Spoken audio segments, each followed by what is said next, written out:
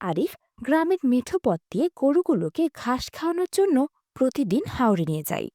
উত্তর সিলেটের নোয়াগাঁও থেকে এলার হাওর বেশ দূরবর্তী জায়গা। পথে একটা বিশাল বটবৃক্ষ কালের সাক্ষী হয়ে দাঁড়িয়ে আছে। স্থানীয়ভাবে এটাকে বটগাছ ও তার ছায়াময় জায়গাটাকে বটতলা বলা হয়। গরমের দিনে বা মেঘ বৃষ্টিতে রাখালেরা এই গাছের নিচে আশ্রয় নেয়। রায়েরগাঁও, মানসীনগর, কালীরগাঁও থেকেও লোকজন এ মাঠে গরু চড়ায়। বেলা শেষে তারা একজন আরেকজনকে তাগিদ দেয়।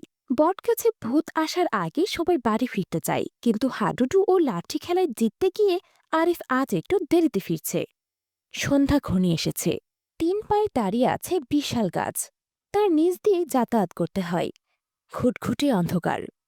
সে যখন বটবৃক্ষের কাছে এসেছে, এমনই গরুগুলো এদিক ওদিক দৌড়াতে লাগল। আরিফ গাছের দিকে তাকিয়ে দেখে উঁচু ডালে চুল ছেড়ে এক মহিলা বসে আছে। শিরশিরে একটা অনুভূতি তার শরীরে প্রবাহিত হল। অনেক কষ্ট করে গরুগুলোকে ক্ষেতের জমি দিয়ে কোনো রকমে প্রাণ নিয়ে বাড়ি ফিরে সে। সারাটা রাত তার ঘুম হয়নি। ভীষণ জ্বর এসেছে। জ্বরের সঙ্গে শরীর ব্যথা, অরুচি, হালকা সর্দি কাশি ইত্যাদি উপসর্গ। সকালে বিছানা থেকে উঠতে পারছে না।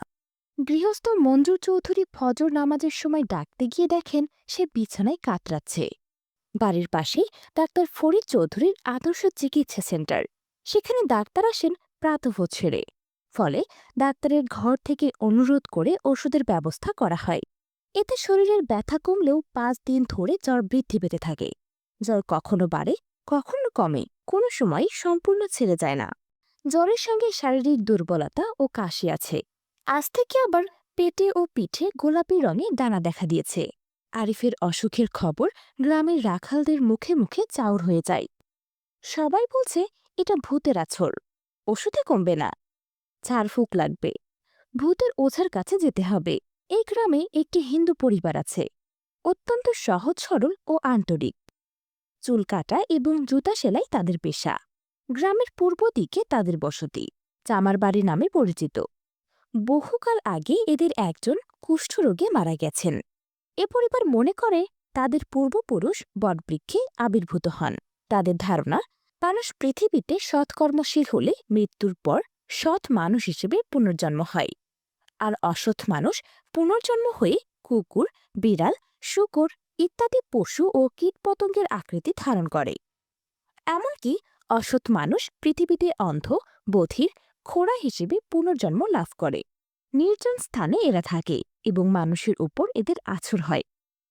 তাই আরিফের বন্ধুরা ভূতের আছর দূর করার জন্য নন্দীরগাঁও থেকে একটি লোককে এনেছে।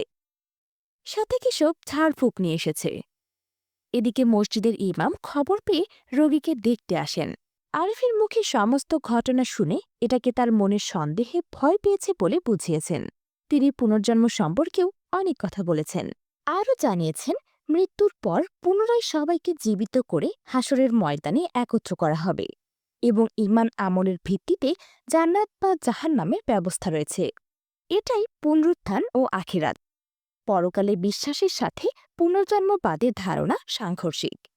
বরং মৃত্যুর পর রয়েছে কবরে শান্তি বা শাস্তি, কবর থেকে পুনরুত্থান ও হাসরের ময়দানের আনুষ্ঠানিকতা, পাপ পুণ্যের হিসাব নিকাশ, হাউজে কাউসার, পুলসিরাত এবং জান্নাত বা জাহান্নাম।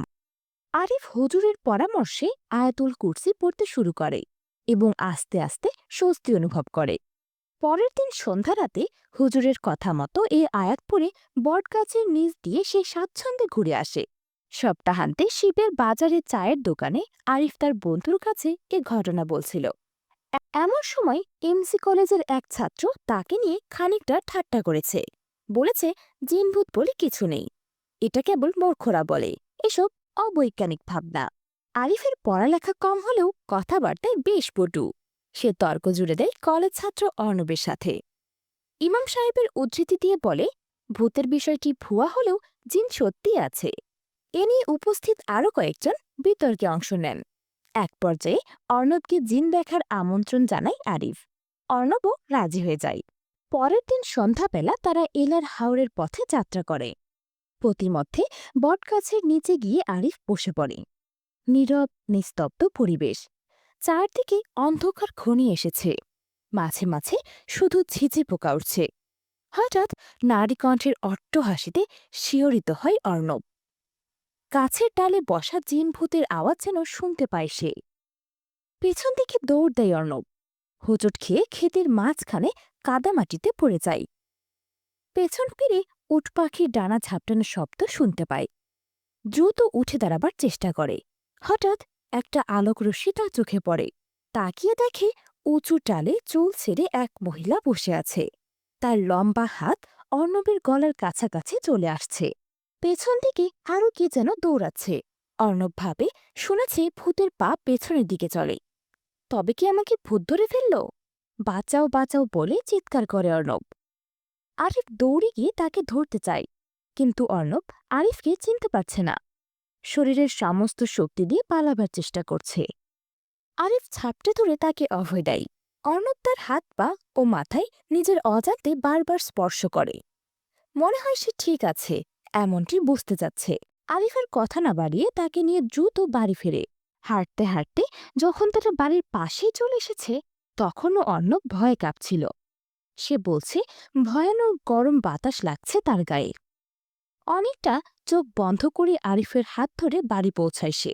আর আরিফ আয়াতুল কুরসি পড়ে বুকে ফু দিতে দিতে ঘরে ঢুকে স্বস্তির নিঃশ্বাস ফেলে। অর্ণব রাতে একা শহরে যেতে সাহস পাচ্ছে না। মেহমানখানা খুলে দেওয়া হয় তার জন্য, কিন্তু সে একা ঘরে থাকতেও সাহস পায়নি। আরিফের সাথে থাকতে চায়। রাতের খাবার খেতে না চাইলেও জোর করে কিছুটা খাবার মুখে তুলে দেওয়া হয়। এখন তার ঘুম আসে না। উলুঢুলু চোখ নিয়ে ঘুম ফেলে কথা বলছে তারা। রাত তখন 2টার বেশি বাজে। আরিফ হঠাৎ ঘুমিয়ে পড়ে। এমন সময় অর্ণবের চিৎকারে তার ঘুম ভেঙে যায়। অর্ণব আরিফকে ঝাপটে ধরে। সে একটা ডাল ভাঙার শব্দ শুনতে পাচ্ছে। কিছুক্ষণ পরপর আবার অট্টহাসির আওয়াজ তার কানে ভেসে আসে। ভয় পেয়ে চিৎকার করার চেষ্টা করে অর্ণব, কিন্তু তার গলা থেকে শব্দ বের হয় না। চোখ খুলে তাকাতেই দেখতে পায় মাটি থেকে আকাশ অব্দি লম্বা সাদা কাপড় পরিহিত এক মহিলা তার সামনে ঠায় দাঁড়িয়ে আছে। ভয়ে চুপসে যায় সে। থরথর করে কাঁপতে থাকে। বিছানায় কাঁথা কম্বলের নিচে গুটিসুটি মেরে শুয়ে থাকে তারা। পূব আকাশে তখন প্রভাতের ছায়া। ধরিত্রী আস্তে আস্তে ফর্সা হতে থাকে। অর্ণব আরিফের কাছে জানতে চায় এত সবের পরও আজ সে ভয় পায়নি কেন। আরিফ আয়াতুল কুরসি পড়ার কারণে এমনটি হয়েছে বলে জানাই। অর্ণব গত 4 বছর ধরে অনিকেত বৃত্তির সাথে জড়িত। নিজেকে নাস্তিক ভাবতে পুলক অনুভব করে। ধর্মকে আফিম হিসেবেই জেনে আসছে। সে ভীষণ ডাকাবুকো ধাঁচের। কোনো কিছুতে ভয় পাওয়া তার ধাতে ছিল না। আজ একেবারে বিপরীত। প্রাণের ভয়ে আরিফের সাথে কোরআনের আয়াত পড়তে থাকে। বিপদে পড়ে সৃষ্টিকর্তাকে ডাকতে থাকে, হে প্রভু, আমাকে এই ভূতের হাত থেকে বাঁচাও। আরিফ তাকে মসজিদে নিয়ে যায়। ফজরের সালাত শেষে ইমাম সাহেব সূরা জিন পড়ে এর ব্যাখ্যা করেন। তিনি বলেন, জিন এক প্রকার অশরীরী আত্মাধরী ও মানুষের ন্যায় জ্ঞান ও চেতনাশীল সৃষ্ট জীব। জিনের শাব্দিক অর্থ গুপ্ত। তারা মানুষের দৃষ্টিগোচর নয়, তাদেরকে জিন বলা হয়। অকারণে তারা কারো ক্ষতি করে না। কথাগুলো শুনে নিজের অজান্তে সব ভীতি অর্ণবের মন থেকে দূরীভূত হতে থাকে। আগের দিনের ঘটনার জন্য নিজে নিজে লজ্জাবনত হয়। তবু নারী কণ্ঠের অট্টহাসি এবং আকাশ অব্দি লম্বা ছায়াচিত্র তাকে কেমন ভাবিয়ে তোলে।